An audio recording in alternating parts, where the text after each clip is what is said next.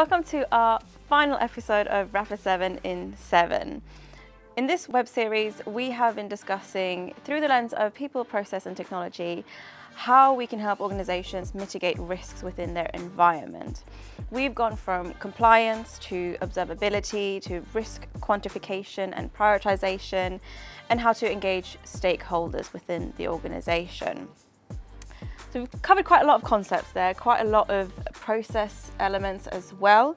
But as we wrap up the series, David, what would you say are the key takeaways for security teams who want to strengthen their security posture? I think you need to think about it in a journey from, first, what can we see? And then, of course, we've spoken about prioritization, quantification, stakeholders, remediation, automation, all of these different things, which lean into the risk management process. So I think chop it up. We can get things done the best when we can move quickly, and we can move quickly when we are agile and kind of the goals are not too high-minded or quite accessible to us as small teams. And don't be afraid of chopping up the responsibility. Bring in peers who have responsibility for how the application runs in the environment, for generating revenue, all these other things. So I think don't do it alone. Don't fail alone. Don't try and take on too much. Don't try and take on patching, for example. But yeah, I think those are some of the best messages. Of course, those things will be supported by good technology, of which we do have a little bit here at Rapid7.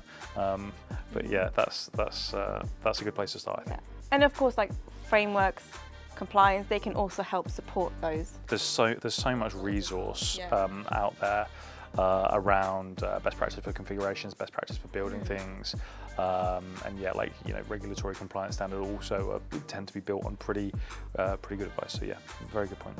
So next question, what do you hope our audience have learned over the course of this series? Yeah. I think that's I hope something. I hope there's an audience, yeah. Yeah, I hope it's been useful or informative or both. But I hope that they've maybe been empowered to know that security don't have that risk ownership. And I think when we talk about these kinds of things with clients, when we're doing project planning or when we're showing them technology within a sales cycle or whatever it happens to be, there's almost, when we say we don't think security should own risk, there's almost a collective sigh from the other side of the table. Being yes, this is what we've been saying. We can't own risk because we can't mess with your thing that you've built. And I think hopefully people have taken away that we're very supportive of that, and actually the really successful programs that we have worked with clients to deliver actually have had that as a real core tenet. And it creates more security stakeholders in an organization.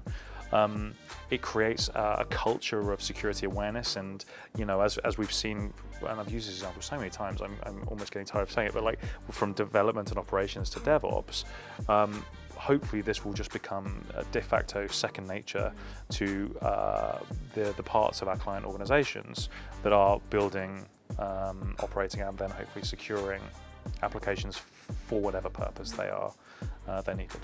So security is not just for security. Security is not. I couldn't have put it better myself. Yeah, security is for everyone. Yeah.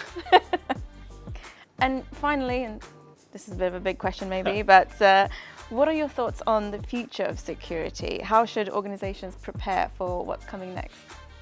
No pressure. Yeah. Big prediction. Everything's going to stay broadly the same. We've completed it. Yeah. No. I think, obviously that's a facetious answer, but the exact converse is true. Change is the constant. Be it new services which clients need to generate revenue or deliver customer experience. Be it of course, new threats. We're a security research company at heart, and this is one of the things which we're seeing the vulnerability disclosures are only going up. So I think this probably does come back to those fundamentals of people, process, and technology.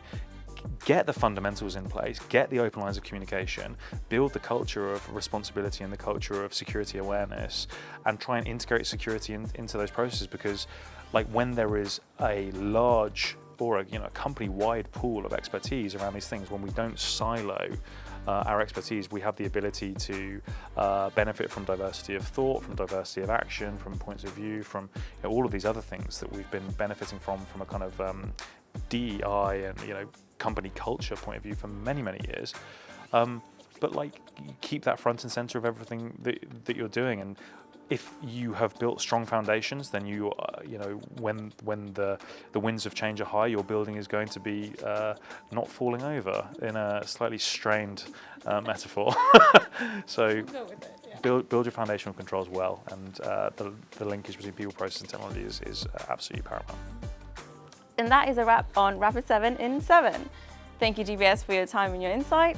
Thank you to the audience. Hopefully you guys have enjoyed this. If you want more content like this, head over to our website on rapid7.com. Got plenty of blogs, forums, hit up our security research as well. But that's it from us for now. Thank you so much. See you next time.